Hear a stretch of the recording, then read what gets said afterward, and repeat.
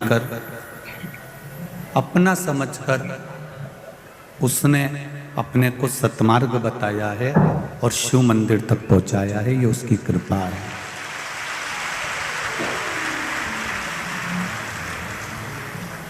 यदि उसकी करुणा ना होती, कृपा ना होती, दया ना होती तो हम किसी एक स्थान तक पहुंच भी नहीं पाते।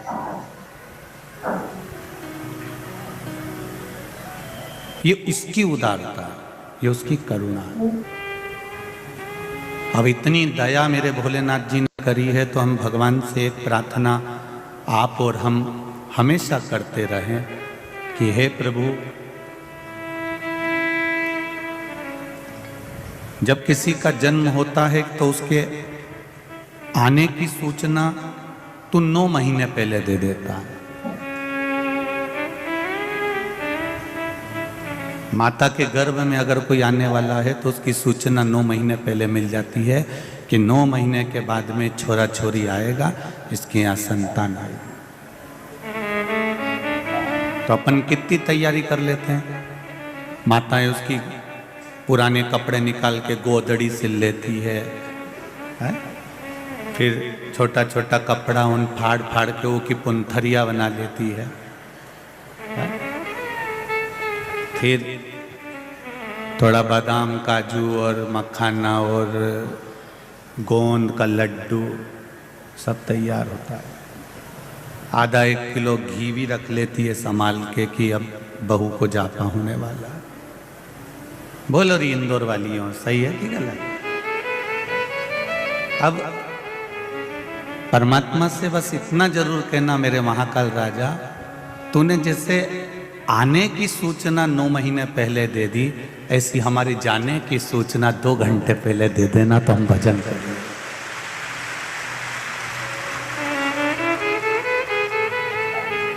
तू आने की सूचना 9 महीने पहले देता है पर जाने की सूचना 1 क्षण भी नहीं देता। तो उससे लड़ाई इसी बात की है।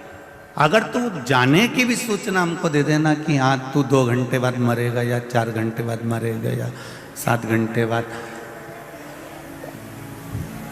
राजा परीक्षित को मालूम पड़ गया था कि 7वें दिन मरेगा।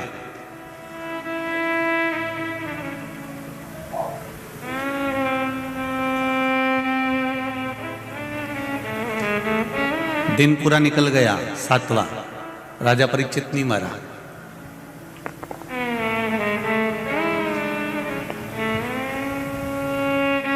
बेटे ने कांच के महल में, जन्मेजय ने अपने पिता को कांच के महल में रख दिया, पर अंदर एक मक्खी भी, चींटी भी नहीं जा सकती थी। तब अनार का रस गिलास में भरकर जा रहा था और उसके नीचे पहले जो गिलास चलते थे उसमें नीचे सी पेंदी होती थी, ऐसा कुछ लगा होता था, अंदर गहरा होता था।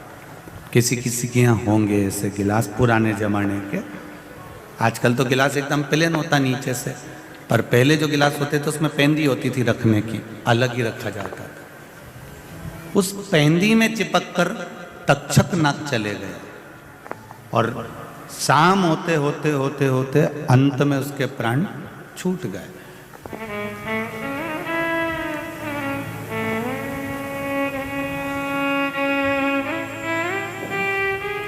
परीक्षित के मन में एक प्रश्न खड़ा हो गया मरते समय।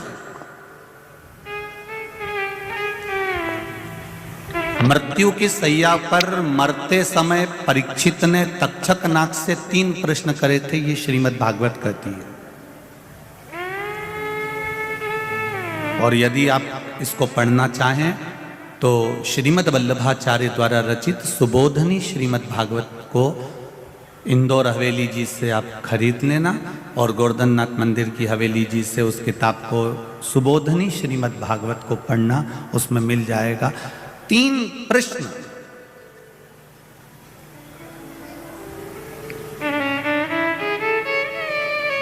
तक्षक नाग और परीक्षित के बीच में हुए।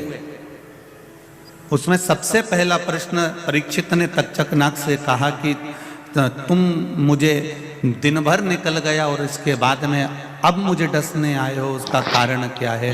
तो तक्षक नाग ने कहा, ये संपूर्ण बनाने वाला काल, घड़ी, पल, नक्षत्र, समय सब कुछ मेरे महादेव ने बनाया है, इसलिए उसका नाम महाकाल है, इसलिए उसको लोग महाकाल कहते हैं। काल उसने बनाया, नक्षत्र उसने बनाया, पल उसने बनाया, घड़ी उसने बनाई, तिथि उसने बनाई, वार उसने बनाया, दिन उसने बनाया, सब कुछ उसका बनाया हुआ है। तुझे श्राप मिला था कि 7वें दिन तू मरेगा, अगर मैं 7वां दिन लगते से ही तेरे पास आ जाता और तुझे मार देता तो उसमें श्रेष्ठता नहीं होती। फिर तो तू मेरा इंतजार करता कि तक्षक नाग आएगा और मुझे डसेगा। जब आस खत्म हो गई, शाम हो गई, अब तेरा मरने का चांस खत्म हो गया, तेरी बुद्धि में ये आ गया कि अब मैं मरने वाला नहीं हूं, तब आप देखना, एक बार मरने वाला व्यक्ति जो हॉस्पिटल में पड़ा होगा, मरने वाला व्यक्ति एक बार अच्छा हो जाता है, अच्छा होगा एक बार, उसके बाद मरेगा। अर्थात दिया बुझने से पहले उसकी रोशनी तेज हो जाती है, प्रकाश तेज हो जाता है, तब वो बुझता है।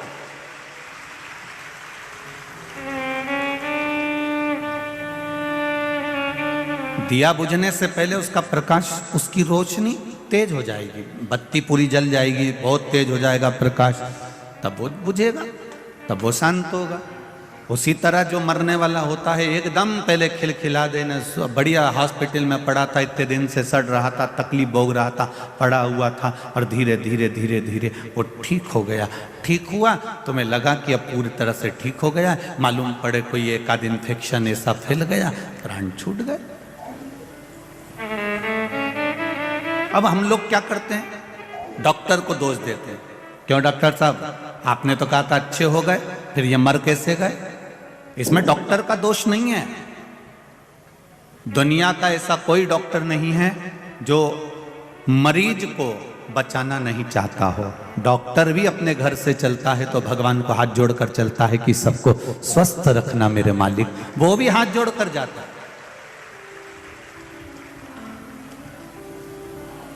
वो भी परमात्मा के सामने कहकर जाता है कि जब मैं क्लिनिक पर जाऊं, हॉस्पिटल में जाऊं तो ठीक हो जाए।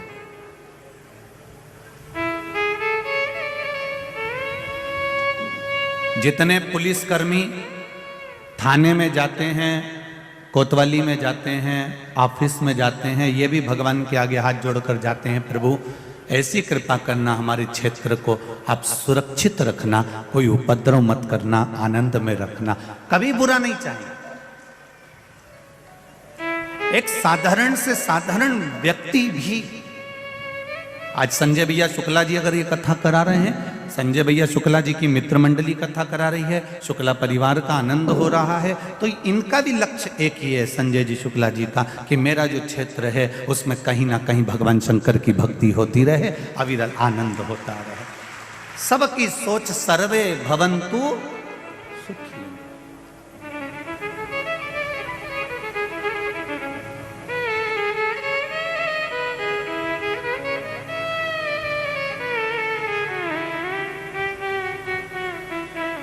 भगवान से प्रार्थना करते रहना कि तूने आने की सूचना 9 महीने पहले दी है, तो जाने की सूचना भी 9 मिनट पहले दे देना, 9 घंटे पहले दे देना, 9 मिनट पहले दे देना, 9 सेकंड पहले दे देना। अगर तू मेरी जाने की सूचना दे देगा तो इतना विश्वास है कि मैं भी भगवान की भक्ति में डूब जाऊंगी, राम नाम लेकर तेरे धाम चली जाऊंगी। आने की सूचना तो वो देगा, उसकी जवाबदारी है कि मैं आ रहा हूं, भेज रहा हूं, सूचना पे सूचना दी उसने। पर जाने की सूचना ना तो आपको मिलने वाली है, ना सीहोर वाले महाराज को मिलने वाली है, ये सूचना नहीं मिलती। हाँ, कहीं का और पहुंचा हुआ हो तो उसको जरूर मिल सकती है कि वो बता सकते हो कि आप और हम कब जाएंगे, तो ये बात दूसरी। कहीं का विद्वान हो बहुत प्रबल, पर मेरे महाकाल से ज्यादा, उस महाकाल से बढ़कर दुनिया में कोई कालाधिपति पैदा ही नहीं हुआ, ये मेरा विश्वास कहता है। जो भाग्य में रच दिया है उस भाग्य को कोई पलट नहीं सका। माता जानकी जी और राम जी के विवाह की आज वर्षगांठ है, आप सबको बधाई है, बहुत बहुत। अब जरा विचार करिएगा, माता जानकी का विवाह करने से पहले, राम जी का विवाह करने से पहले कितनी लग्न पत्रिका लिखी होगी, कितना मुहूर्त जांचा गया होगा, कितना कितना मुहूर्त निकाला गया होगा। उसके बाद भी माता जानकी को वन वन डोलना पड़ा। ये ललाट पर लिखा था, भाग्य पर लिखा था।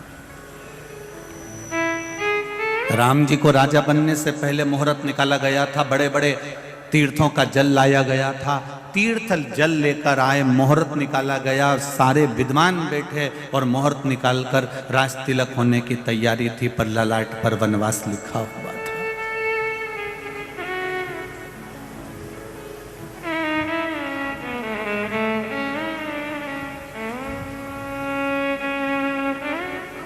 भगवान कृष्ण स्वयं नारायण पृथ्वी पर जन्म ले रहे हैं, पर उनको रहने के लिए कारागार, कोठरी मिली थी। जरा विचार करिए।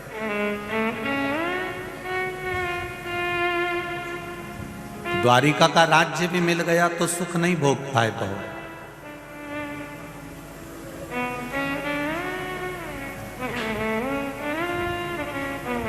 महाराज, ये मनुष्य जन्म, मरण और परण, जन्म भी मेरे परमात्मा के हाथ में है, मृत्यु मेरे परमात्मा के हाथ में है, और मंगल विवाह ये भी परमात्मा के हाथ में है। किसका कब होना है उसने लिख कर दे दिया, बस उसी घड़ी, उसी पल, उसी नक्षत्र में, उसी समय होगा, चाहे आप 7 ताले में बंद क्यों ना कर दिए।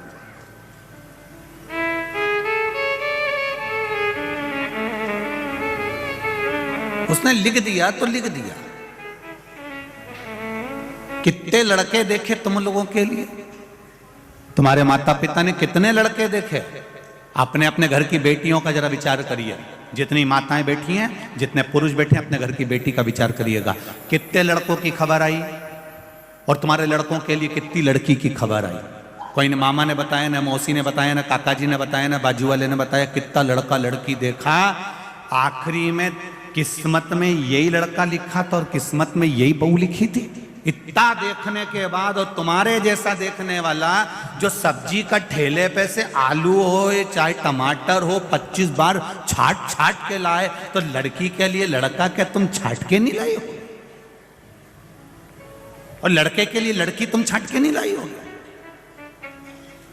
जरा विचार करो, एक छोरे के लिए बहू ढूंढने गई तो 50 बार विचार करा, नी की नाक लंबी है, नी ये अच्छी दिख रही है, नी ये की सांवला कलर है, कोई बात नहीं, छत तो अच्छी है, बढ़िया है, जोरदार है, परिवार अच्छा है, कुटुंब अच्छा है, इनके माता पिता अच्छे हैं, बड़े संस्कारी थे, सब छाट के लेके आई थी। पर तुझे क्या मालूम था कि आते सी चंद्र घंटा हो जाएगी।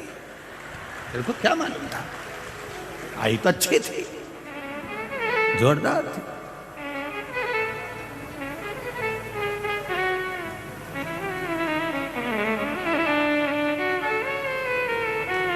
अब सास को लग रहा है बहू बुरी है, बहू को लग रहा है सास बुरी है, बुरा कोई नहीं होता। जिंदगी में याद रखना, सास कभी बुरी नहीं होती। अगर बुरी होती तो अपनी रकम तोड़वा के तेरे को सोने की रकम नहीं दे देती। और एक बात मेरी माताओं से निवेदन है, बहू कभी बुरी नहीं होती। अगर बहू बुरी होती तो अपने पिता का राजसी ठाट छोड़कर तेरे घर में नहीं आती है। न बहू बुरी है, बस जो समय का चक्र चल रहा है, ये थोड़ा सा चक्र जो चल रहा है ये बुरा है। अब शादी के 2-4 साल इस चक्र में फंसे हुए हो, एडजस्ट करने में थोड़ा सा समय लगेगा थोड़ा। इसलिए हमारे यहाँ अदालत में जब केस पहुंचता है तलाक का, तो एक अदालत अलग से बैठती है केवल समझाने के लिए कि ये समय का चक्र बेकार चल रहा है, इस चक्र को थोड़ा निकल जाने दो, थोड़ा बेकार समय निकल जाने दो। अगर ये बेकार समय निकल गया तो ये निश्चित है तू उसी घर में राज्य करेगी, तू आनंद में रह सकती है। पर वो समय कोई नहीं निकालना चाहता। गुस्सा आया थोड़ा समय निकाल दो, क्रोध आया थोड़ा समय निकाल दो, अगर मन में व्यभिचार आया थोड़ा सा समय निकाल दो, किसी की निंदा करने का समय आया तो निंदा का समय निकाल दो। आप ये समय थोड़ा सा छोड़ दो। किसी के लिए अपशब्द बोलने का समय आ रहा है, किसी की चुगली करने का समय आ रहा है, किसी को आड़ा टेढ़ा बोलने का मन कर रहा है, ये समय निकाल दो। ये समय तुमको कहीं ना कहीं बर्बाद कर कर छोड़ देगा। इस समय को अगर तुमने निकाल दिया तो बाकी का समय तुम्हारे हाथ में होगा और तुम्हारी जिंदगी प्रबल होगी। ये थोड़ा सा समय निकालना पड़ेगा।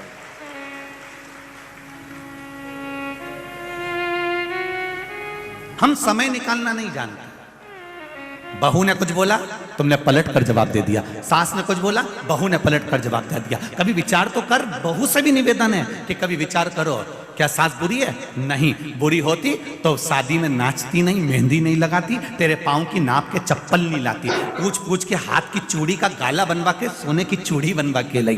बेचारी खुद नहीं पहनी, ऐसी जोरदार जोरदार साड़ी तेरे को चढ़ाई, और डोकरी तो एक दो साड़ी में अपनी जिंदगी निकाल दी। जरा विचार कर कि सास बुरी नहीं है और ना बहू बुरी है, केवल एक समय जो हमारे सामने चल रहा है, इस समय को थोड़ा सा निकाल दीजिए।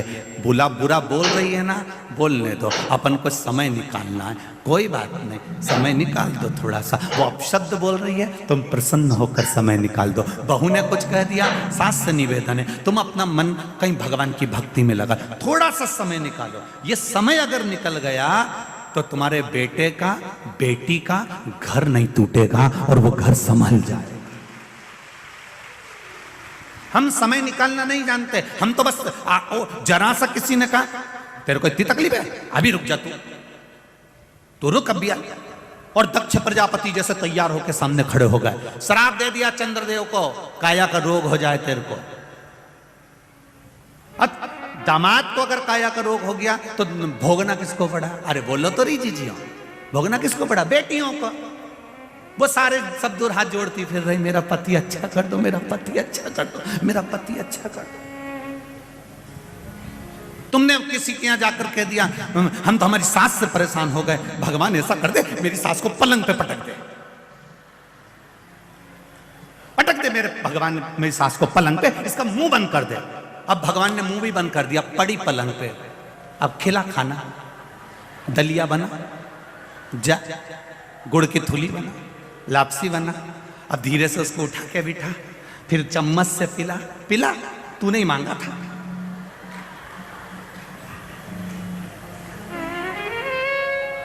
बल्कि भगवान से कहो, भगवान मेरी सास की इतनी लंबी उम्र करना, भगवान मेरी बहू को इतना खुश रखना, इतनी उम्र देना कि हमारी भी उम्र लग जाए। क्यों? अगर सास घर में रहेगी तो मैं कथा सुनने चली जाऊंगी, ताला लगाने की जरूरत नहीं पड़ेगी।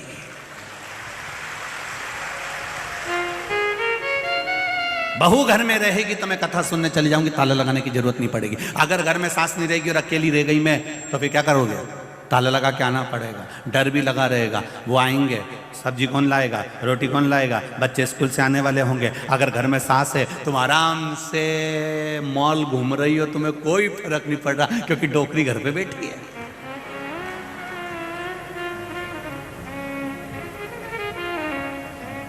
और डोकरी अगर मंदिर में बैठी है तो बहू घर पे बैठी है। सुख तो सोचो कितना सुख है हमारे जीवन में, और हम जरा सी बात में बस